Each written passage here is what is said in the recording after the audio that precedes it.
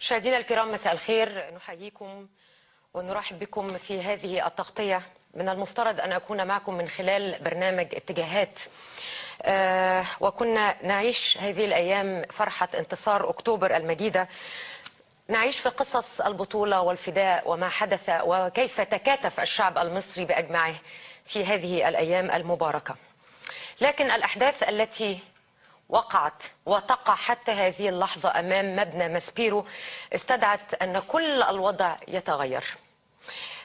في تساؤل، وهذا التساؤل يعني بنطرحه لكل الشعب المصري: إيه اللي بيحصل لمصر؟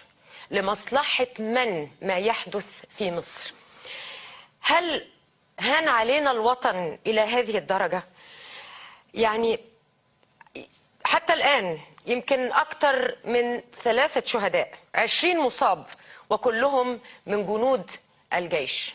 وبأيدي من؟ ليس بأيدي الإسرائيليين أو بأيدي عدو، ولكن بأيدي فئة من أبناء الوطن. هذا الجيش الذي يضرب الآن، هذا الجيش الذي يحدث له الآن، هو الذي وقف إلى جوار الثورة. هذا الجيش هو الذي حمى الثورة ورفض أن تطلق رصاصة واحدة على أي من أبناء الشعب المصري. لنجد اليوم أن هناك من يطلق الرصاص على أبناء الجيش. أي فئة في المجتمع المصري مهما كانت مطالبها، سواء شرعية قانونية، بناء مبنى أو عدم بنائه، هل هذا يستحق أن نحرق وطن بأكمله؟ وأدعو الآن عبر شاشة التلفزيون المصري: أين حكماء الوطن؟ لماذا لا يظهر الآن حكماء الوطن ومن يتحدثون طوال الأيام الماضية عن الوطن وعن تماسك الشعب المصري وعن المرور من المرحلة الانتقالية وعن أن نعبر هذه الأزمة؟ أين هم الآن؟ أين هم الآن لنسمع صوت العقل، لنسمع صوت التروي؟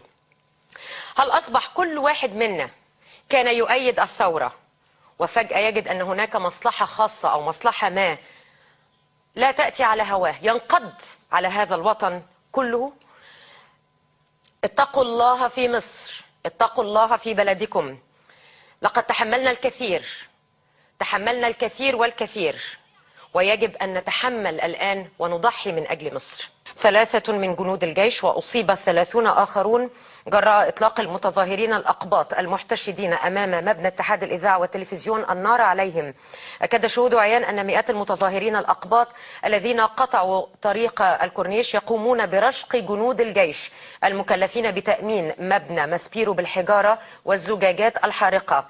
تحاول قوات الأمن ورجال القوات المسلحة السيطرة على الموقف وتفريق المتظاهرين، وقد قامت قوات الأمن بفرض كردون أمني بالحواجز الحديدية أمام مبنى ماسبيرو وإغلاق جميع أبواب المبنى لضمان عدم اقتحامه من قبل المتظاهرين.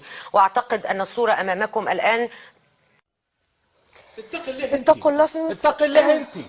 دي تتقي الله، دي تتحاسب، دي بتحرض الناس على بعض. ان ما كانتش تتحاسب يبقى احنا عايشين في غابه. لا يمكن ده الكلام ده يمشي كده بالطريقه دي. ده تحريض علنا. عم ياسر موجود اهو.